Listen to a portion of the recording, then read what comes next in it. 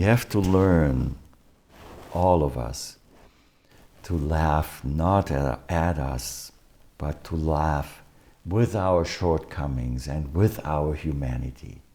And that way, to allow ourselves to be incomplete, to be who we are as human beings, because we were born into a world that is, by nature, incomplete.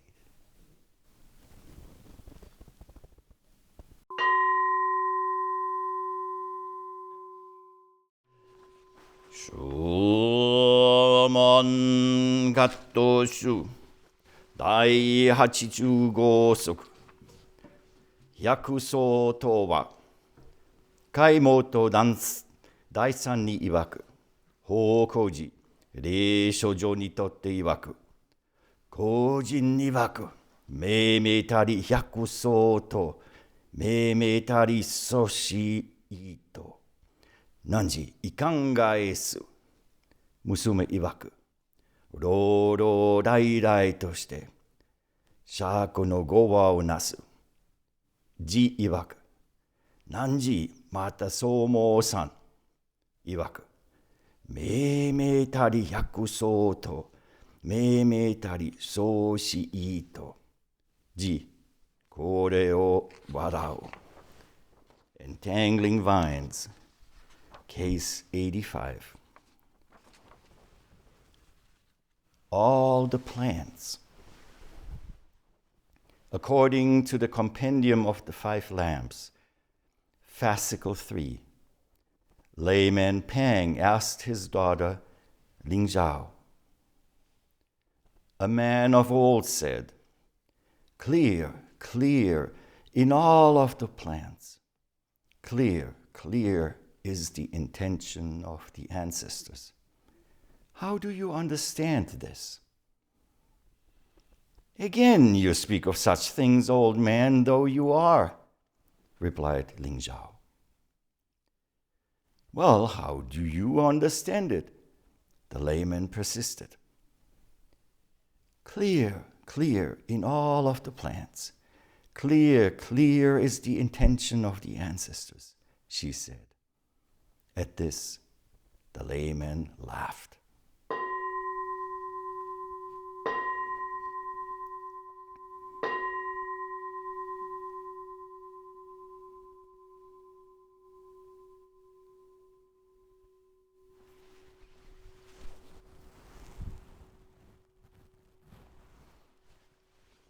Please feel free to arrange your seats.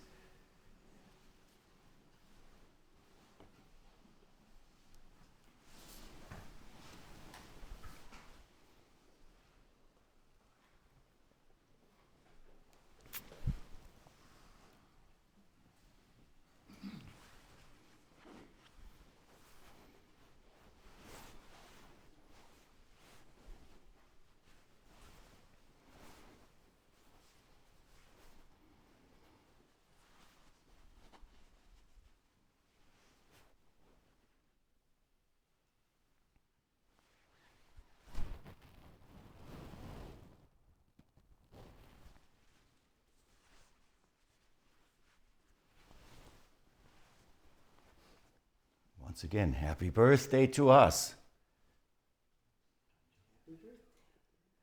All right. Happy birthday. Happy birthday to us. Happy birthday to us. Happy birthday, happy birthday. Happy birthday to us.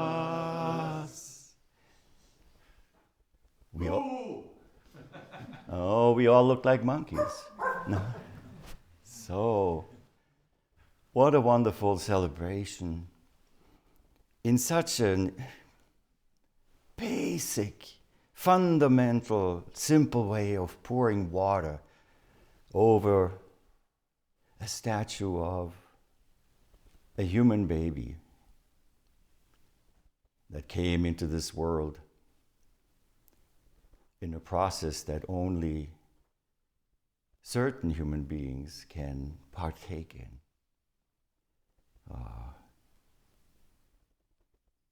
It would be out of place for me to speak about giving birth. Very important lesson for all of us. Even though we might have a feeling and an inkling of what it is like, we never know. And that's not just for what is generally defined as biological sexes. It's even more wide. Feeling or thinking that one knows what the person to my right, to my left, in front of us, behind us, thinks or is utterly impossible. We should always be very suspicious when we come up with such ideas. I know what this person, whatever you fill in after that. This practice we are engaging in here really brings us to that point that we know absolutely nothing. And we assume nothing. And therefore we come to the point of meeting where it is possible to meet exactly in that way. Ideally as newborns. Born to each other.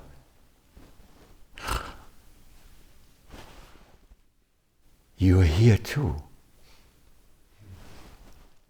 You're wearing the same thing I am wearing, which is nothing. So the meeting of human beings in that utter freshness of having been born right there and then is a wonderful thing to explore and to practice right here. In these circumstances we find ourselves here. And what do newborns, how do they greet the world? Most of them. Right. Which is the unarticulated version of moo. The fundamental moo. And what does it say? Hey world, take notice. I'm here. I have arrived. This fellow here was a little more advanced, you know. He was born and he stood up. He pointed to the heavens and pointed to the earth and said, what did he say in English? Under heaven and above earth, I alone am, the world are not one. Tenjo Tenge Yuiga Dokuson. That's how it is pronounced in Japanese. Abbreviated by most newborns as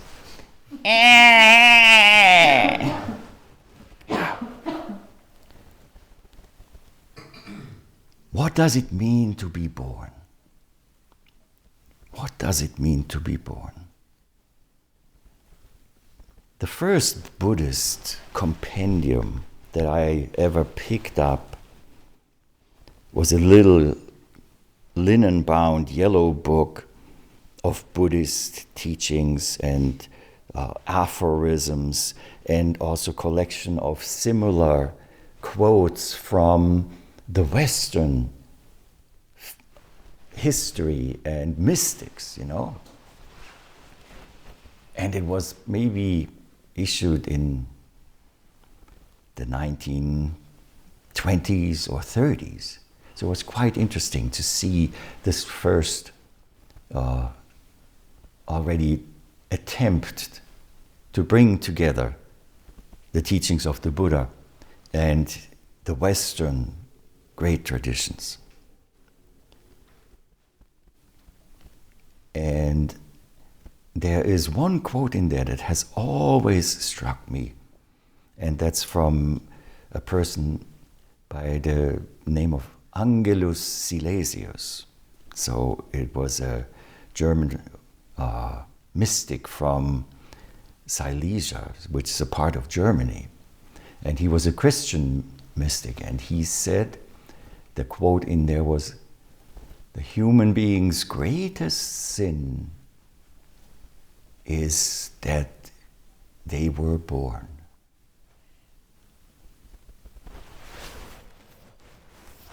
How can we understand that?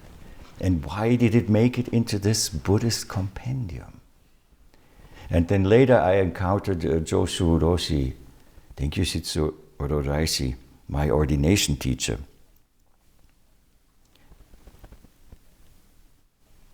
Who said a similar thing, that being born as a human being, the primordial sin is that our consciousness is born into this world that is split apart, into this world of duality. That is where the human being arises, where the consciousness of self and other arises. And if we can use the word sin or offense or fault, none of them really hits the target.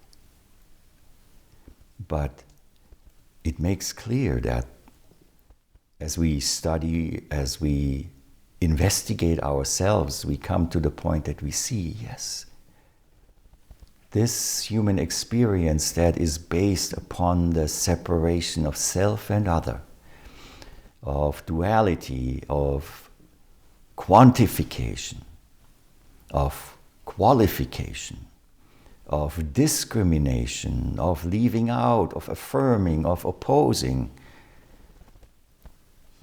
is what makes humanity possible. Yet, it is only a part of the fullness of being alive. So when these babies were born and started to scream,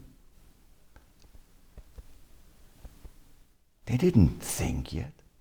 There was no I. We have no other way than saying, I am here. Because there's no other way to say it properly.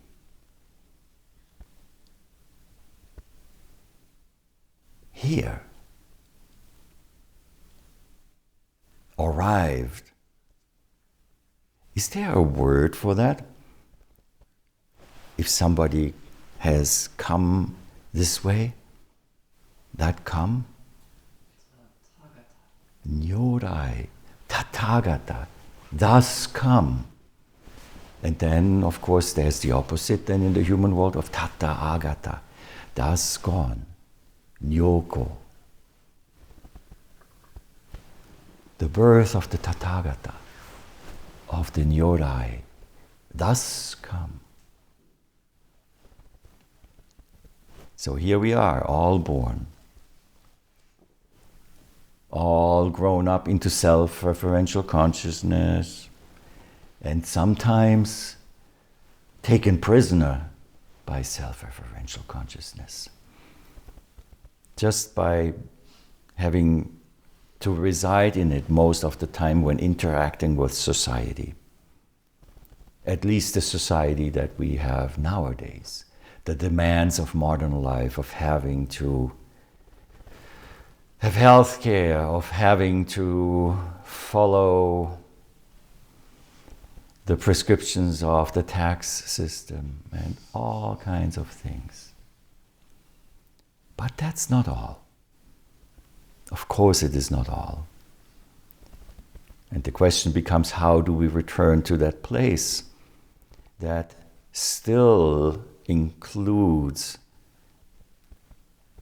that potential or the inherent possibility to be born and to be human, yet is bigger than just, more inclusive, more complete than just this little amount of spectrum that exposes itself in the dualistic way. Now, of course, we should just acknowledge that life and death goes hand in hand. And in rare occasions, but it does happen, some children are born and depart the same day. And they will be remembered. Today also happens to be the 10th anniversary that my family put my mother into the ground, or her ashes into a niche in a wall at the cemetery. Birth and death are important matters.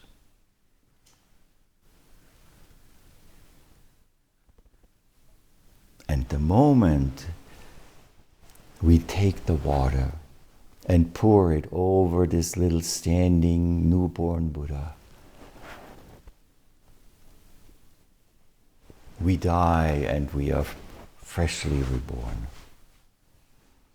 cleansed by the ambrosial nectar. And this nectar we are using here comes from Beecher Lake. And it was carried up by one bodhisattva, the water-carrying bodhisattva from the moon hut. Bringing all of this together, it was very important to me this morning that we evolved the ceremony from the performative aspect of paying homage with somebody leading the ceremony and everybody participating it by chanting, to making it possible for all of us to do that very act of welcoming what is newly born with refreshing water, and at the same time allowing ourselves to renew our intention, our vow to continuously work on this maturation, purification, however you would like to call it. So much for the birthday. Today we have a koan. Like every time, right? It's case 85. All the plants is the title of this koan. All the plants, there a good number of koans that deal with some kind of plant. There are koans about trees. Remember any of those trees? Oak tree in the garden. Cypress tree. Yeah, cypress tree, whatever type of tree it is. Or people biting into the branch of a tree, not being able to hold on to it, right? But here, this is not just a specific tree, a specific branch, but this is all the plants. And it's taken from the compendium of the 5 lamps. In short term, just referred to as a short term as kaimoto. Kaigen. Kaigen? Gen. Gen. I see both, but Kaigen, same. Kaigen, the 5 lamps. And it is like the Keito Dentoku Roku, where you have the collection of all the stories about the ancient masters. And who is described here is really a very important point. It is Layman Pang, who's called Hokoji in Japanese.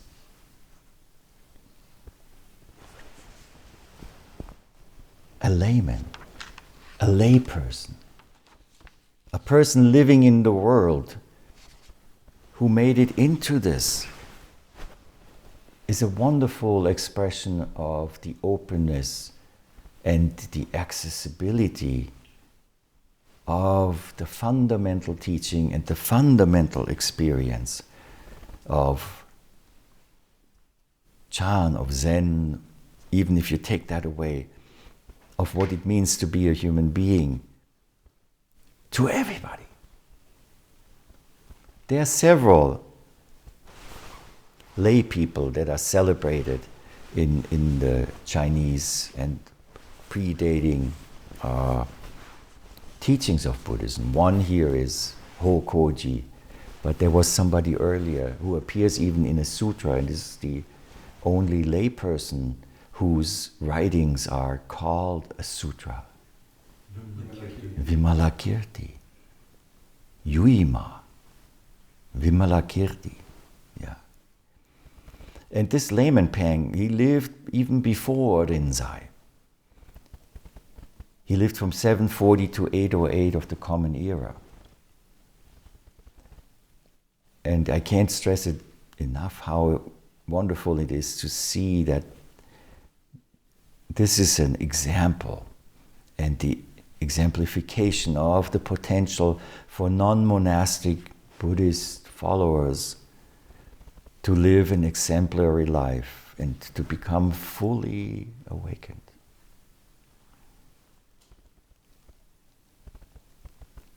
Pang, Pang, Pang. English Pang. Pang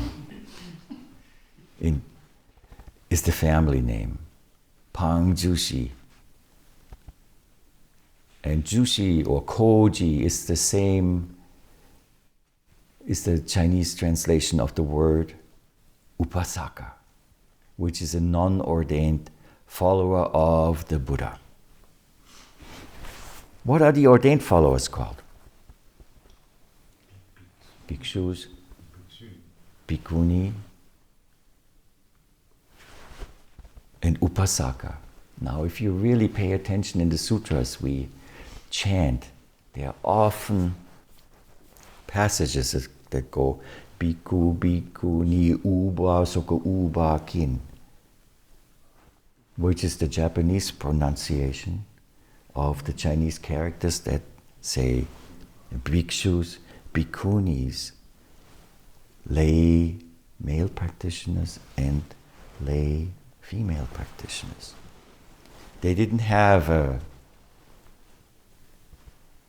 non-gender term or non-binary term at that time, but I'm sure there would be one that we can create. Upasaka, non-ordained follower of the Buddha. Koji in Japanese for Pang and for his daughter Daishi. So he is originally from the Henyang province, which is in the south of China, in Hunan. And his life started out as being a successful businessman, really successful business person. He had a wife, a son, and a daughter. Even business people can get into this bit, so there might be still a possibility for certain people, you know? I don't even have to say anything, you know? You know exactly what I mean. And the family's wealth allowed them to devote their time to study the Buddhist teachings. A wonderful thing. And we might think, oh, it's so easy to study the Buddhist teachings when you have enough money to afford it. It might be easier. But at the same time, it's also harder because it comes with a lot of responsibilities and also with a gravitational pull towards these little three animals, that make the wheel turn. Greed, anger, and delusion. Attachment. You have something already, the having in itself is a great opportunity to practice. And he realized that. Reading the Buddhist sutras, they all became very well acquainted with the teachings of the Buddha. His daughter, Ling Zhao, or Reisho in the Japanese pronunciation, was particularly deep understanding and had the experience and the ability to not only read the sutras but illuminate what is being taught there from her own experience. Eventually, Mr. Pang retired from his profession, and his worries about having so much became so great that he decided to give it all away. And particularly, I thought about this a little bit, and he didn't give it away to other people. It would have been nice. But at the same time, it also shows that he had some concerns about possessions and wealth as they are. He would just have passed on that kind of karma that he had to deal with having things just to somebody else. And in order not to do that, he placed all of his possessions in a boat. And he sunk it in the river. True charity.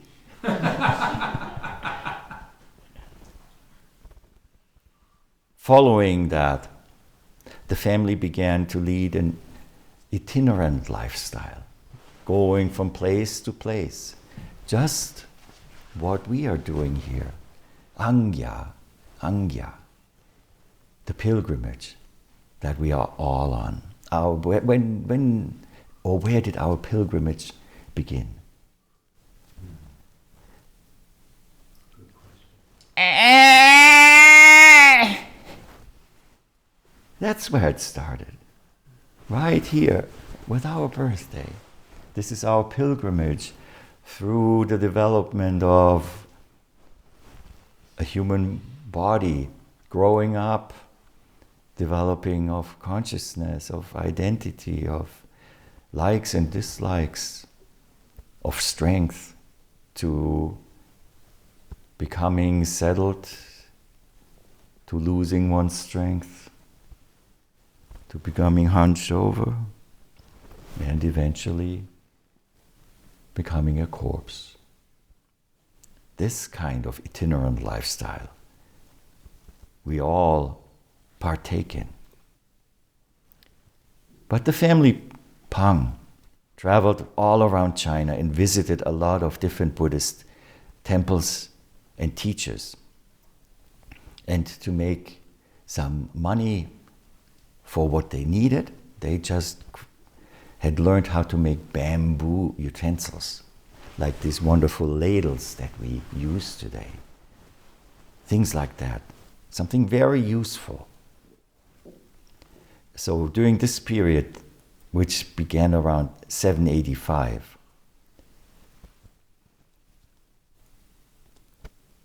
Pang really met some eminent masters. One of them is Sekito Kisen, at a mountain that in Japanese we call Nangaku-san, one of China's sacred mountains. And when Pang came there, he went straight to the master and asked, "Who is the one who is not a companion to the 10,000 dharmas?" And how did Sekito Kisen answer?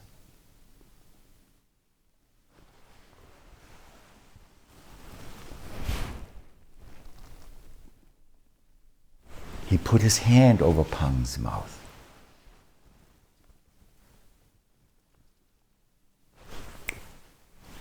And Pang understood even deeper. Not just the scriptures, but the illumination from having grasped the unspeakable. He spent there several months with Sekito Kisen on Nangaku mountain. So in one of these, while these 2-3 months elapsed, Sekito asked Pang at some point, "What have you been doing lately?" And Pang responded with a verse, and you probably all know the last 2 lines of that verse that Hokoji created here. So here's the verse. My daily activities are not unusual. I'm just naturally in harmony with them. Grasping onto nothing, discarding nothing. In every place, there is no hindrance. There is no conflict. My supernatural power and marvelous activity is drawing water and chopping wood.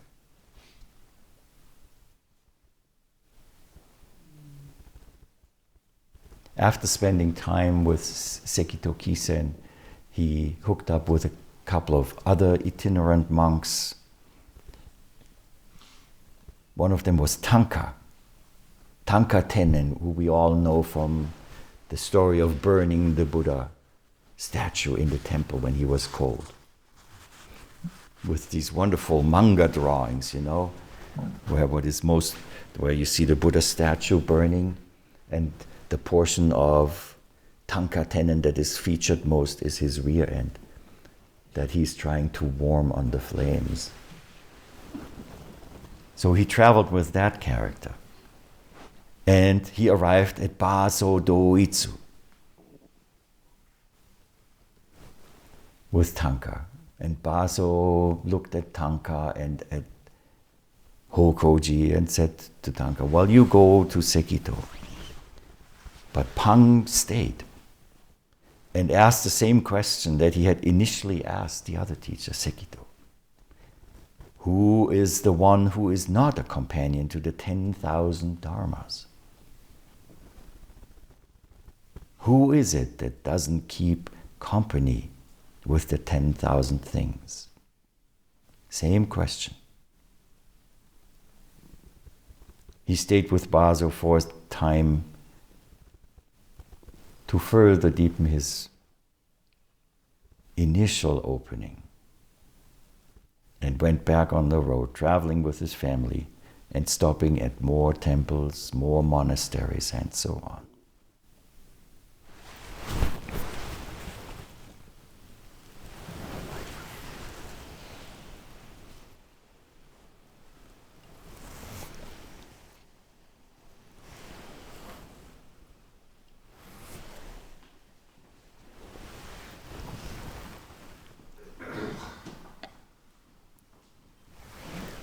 He also met Seicho Juken and various other people.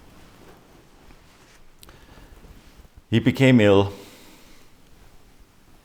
and his last words were spoken to a local governor who had come to inquire about his health.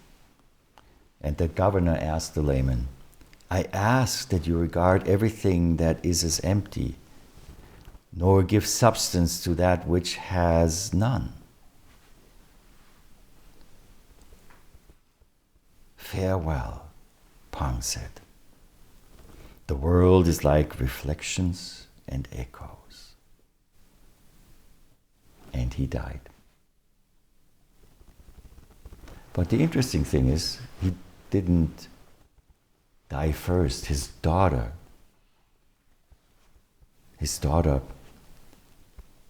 died before him. And the story is that he was lying on his bed, being severely ill, and said to Resho, go and look outside and tell me when the sun hits its high point, and then I will die. And she said to him, oh no, father, it's already dark outside. Or maybe there's an eclipse, you should go and look. And he got out of his bed, he went outside and looked. She lied down in his bed. And when he came back, she had passed in his stead, which made him delay his departure for another week. Interesting, very interesting story. So let me tell you a little bit about how to see this family and how they were.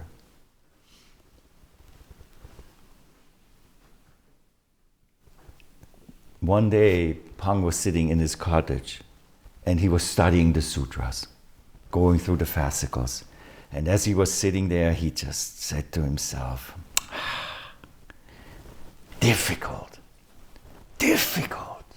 he said. This is like trying to scatter 10 measures of sesame seed all over a tree. We had a lot of sesame seed that we made for the gomasio, but 10 measures of it is a lot over one tree. Mrs. Pang was listening, and of course, as a good wife, what did she say? Easy, easy. It's like touching your feet to the ground when you get out of bed.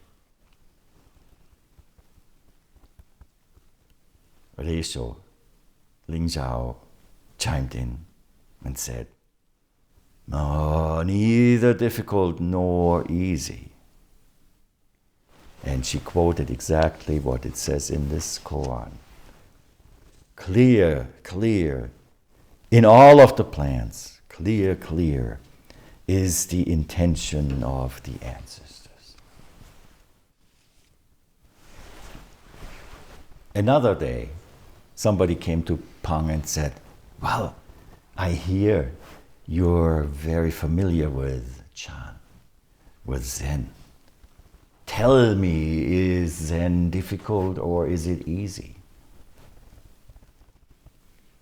He replied,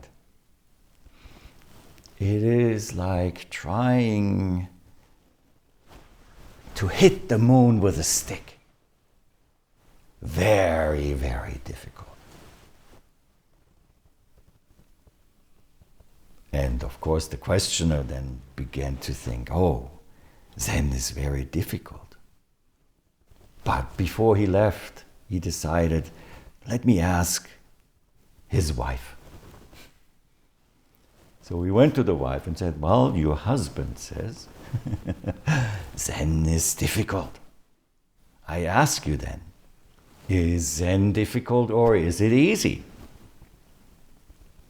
Guess what Mrs. Pang said? Easy, easy. Zen is very easy. It is like touching your nose when you wash your face in the morning. The questioner was more confused and thought to themselves, well, the husband says Zen is difficult. The wife says it's very easy. Which one is right? So he went to the son. Let's ask the children. Your father said Zen is very difficult. Your mother said it is very easy. Which one of them is correct? The son replied, if you think it's difficult, it's difficult. If you think it's easy, then it's easy. Don't make difficult and easy. Still not satisfied, the questioner went to the last person, who of course was Reisho, Lingzhao. Everyone in your whole family has a different answer to my question. Your mother says Zen is easy. Your father says Zen is difficult. And your brother says, don't make difficult and easy. So I ask you, is Zen difficult or easy?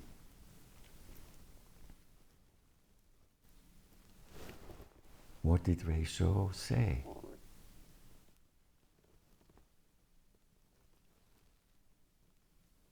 Let's have some tea.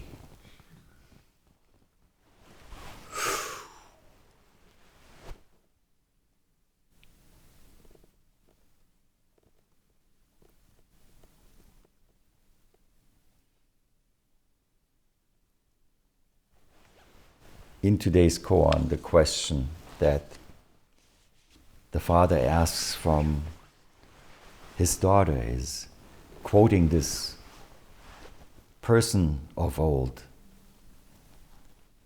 A person of old said, clear, clear in all of the plants. Clear, clear is the intention of the ancestors. We don't know who this person of old is. And here's a thing that we very often encounter when we look at these translations. The Chinese characters for a person of old said is just old, human, and say. And when we look at the translation in English, all too often it says, a man of old said. And even saying, well, let's say a woman of old said, that even doesn't hit it. So very deliberately we should say, a person of old said. So we keep it open to all human beings, if they call themselves this or that. So a person of old said, clear, clear. The character for clear is twice. And we spoke about that character yesterday.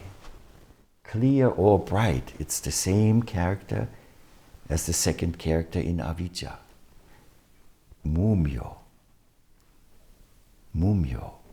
No light, right? That's no brightness.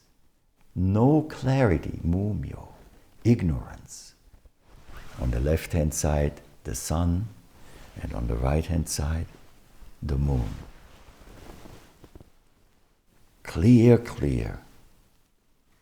100 is the next character, then plant, and the word for head. Sometimes it's translated as clear, clear in all the tips of the plants.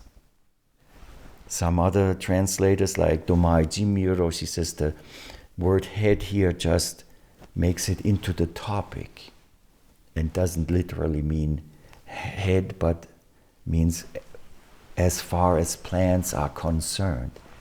It is all clears in all the plants. And 100 stands for all.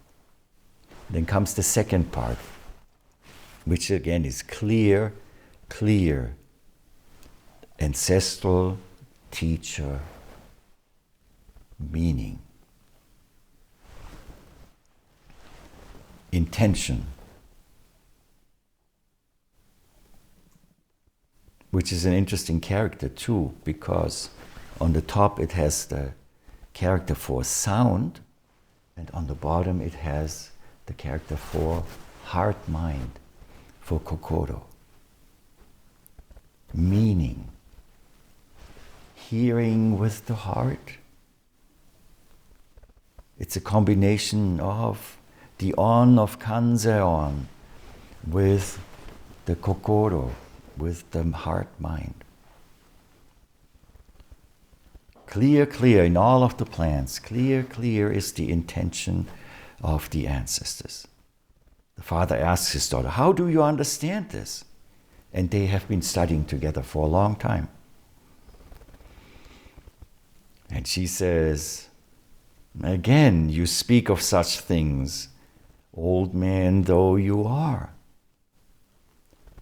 Also, same kind of looking at the characters, again, repetitions, old, old, great, great. This doubling of the characters is an interesting feature of this. Even though you're old, you still speak of such things. Which means she didn't answer in a way that he would accept it as an answer. Well, now, how do you understand it? He persisted. And as the answer, she gave exactly what he quoted. Clear, clear, in all of the plans, clear, clear, is the intention of the ancestors. And as he heard her say that, he heartily laughed. So what is it that is clear, clear in all plans? What is it that the intent of the ancestral teachers is? What are we trying? What are we endeavoring to accomplish?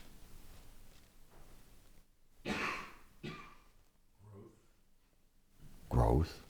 Up to a certain point, and then the shrinking starts.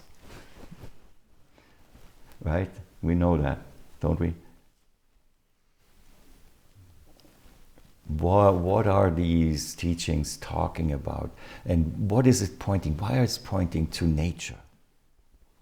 You can see it in nature. You can see it everywhere.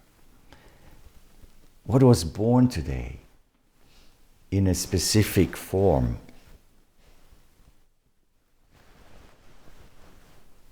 The Buddha was born today in a specific form. It is basically an incarnation of one of the bodies of the Buddha. Do you remember there are several bodies of the Buddha that are spoken about in the Buddhist teachings? The Trikaya, the three bodies of the Buddha. Dharmakaya, Nirmanakaya, Sambhogakaya. Those three bodies, where the Dharmakaya often stands for this fundamental truth, fundamental, unspeakable,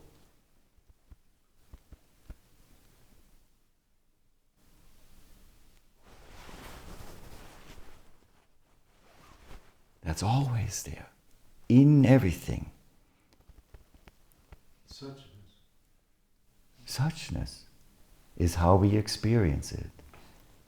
Ta-ta-ta, dharmata, shinyo, suchness. Dharmakaya, the highest wisdom. Anuttara Sambhyak Sambodhi. Anuttara Sambhyak Sambodhi. Supreme awakening. We meet Anuttara Sambhyak Sambodhi quite often, right? When we resume the chanting of the Diamond Sutra and we start over in the beginning, every time you notice, look out for Anuttara Sambhyak Sambodhi. Anuttara Sam. Yeah. That is Anuttara Sambhyak Sambodhi. Also in the Hanya Shingyo.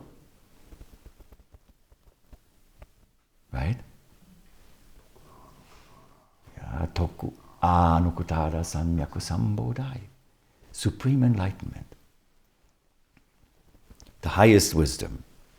But where is it? Where is it?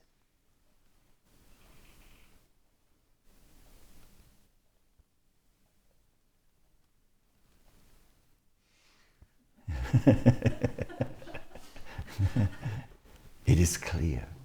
It is clear everywhere. You're not only looking at it, you are it looking.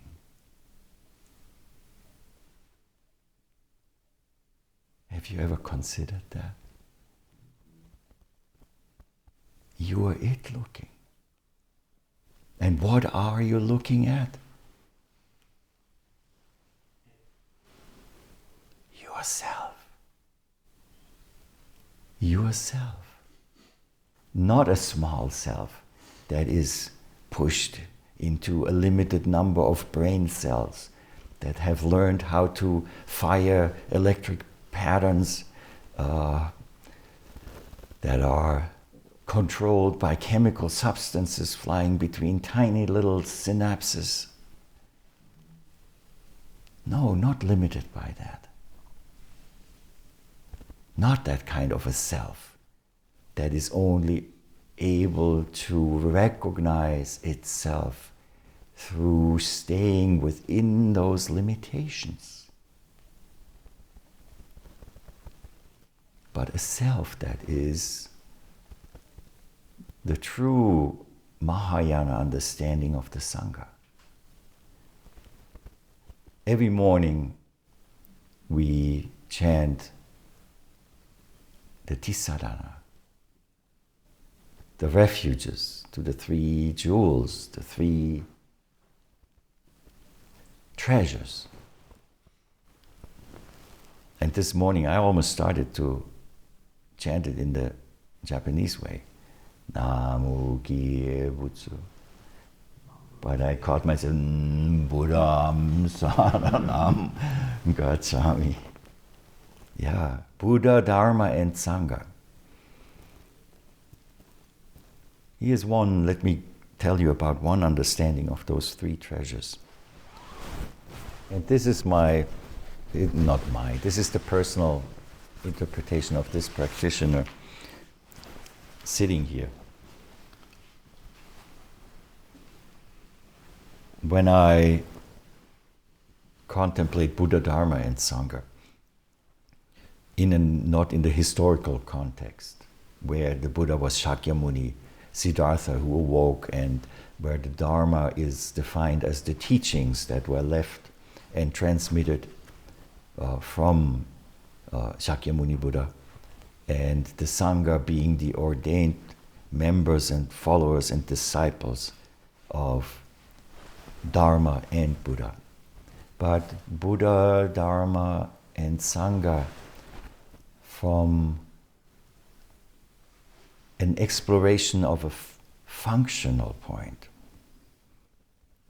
of a dynamic view of it, where Buddha is like Dharmakaya.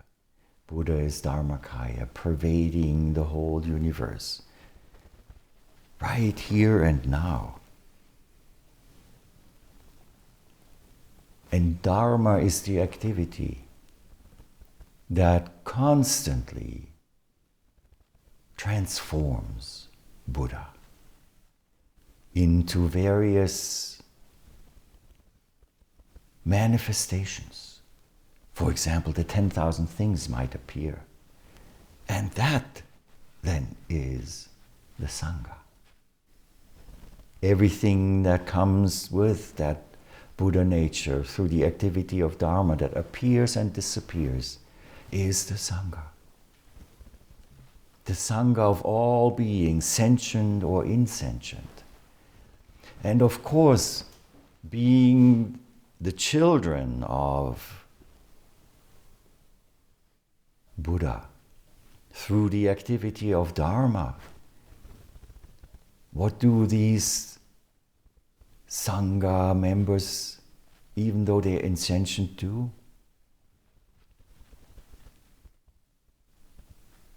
We could say they preach the Dharma through their very existence, through the way they arise, the way they flower and open, the way they get limp and start to decay and disappear.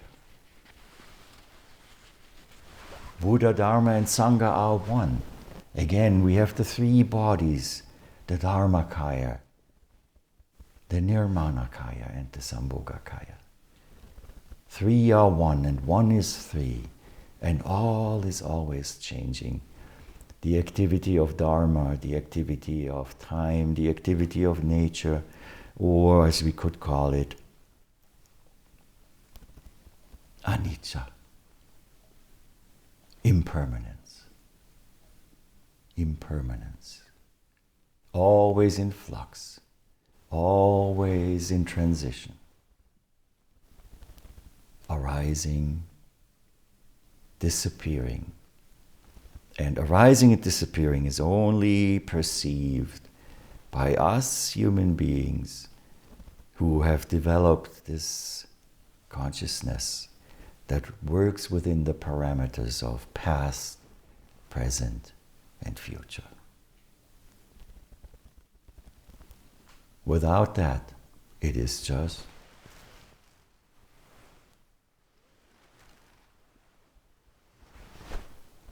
coming and going. And I can't say it any other way because these are human words. But when you breathe on the cushion, you can say it in the fundamental way and manifest that Dharmakaya and Dharma activity. How?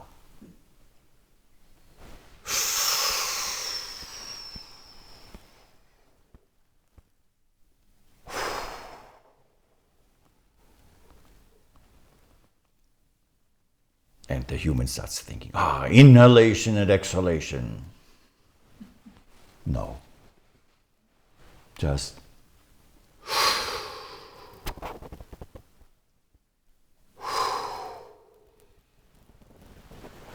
no merit. Nothing achieved, nothing gained, nothing lost. Impermanence.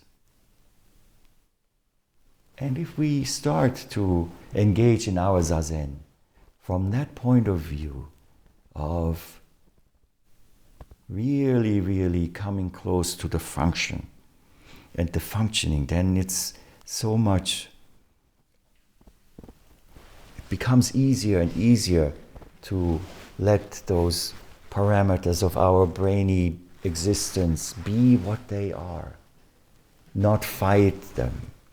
But just let them be in their little box. But by just, it is so much larger. The whole Sangha, we inhale the whole universe. And then when we can't anymore, we give it all back.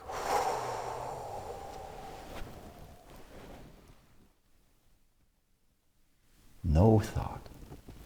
No intention, no meaning, just full participation in exactly what is clear in all the plants.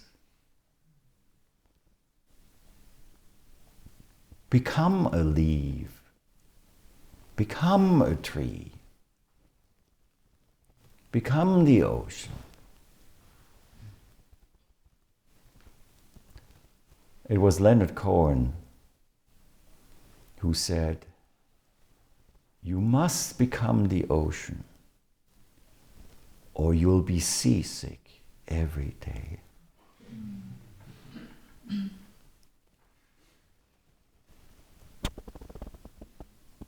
And when the father, here Pang, saw his daughter reply to him, not like a parrot,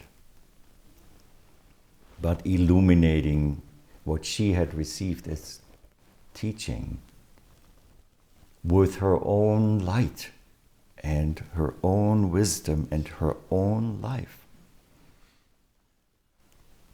he could not do anything but heartily laugh, not at her, but with her. We have to learn, all of us, to laugh not at us, but to laugh with our shortcomings and with our humanity. And that way, to allow ourselves to be incomplete, to be who we are as human beings, because we were born in a world, into a world that is by nature incomplete.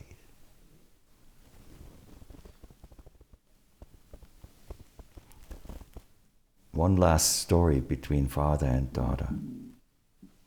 One day, Layman Pang, Hokoji, and his daughter Ling Zhao, Reisho Taishi, were selling bamboo baskets they made. They were walking down an embankment of a bridge, and Hokoji stumbled and he fell down the embankment. When his daughter saw it, she ran after him and threw herself to the ground next to him. "What are you doing?" the father said. And the daughter said, "I saw you fall, so I couldn't help myself."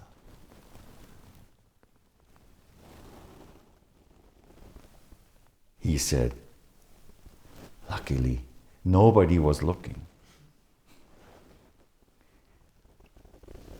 But this throwing of the child, of throwing themselves right into the activity of the parent, this giving ourselves fully to this activity of Sesshin, to this activity of breathing, to this activity of developing the acceptance of all our shortcomings, of our self-referential thinking system. All of that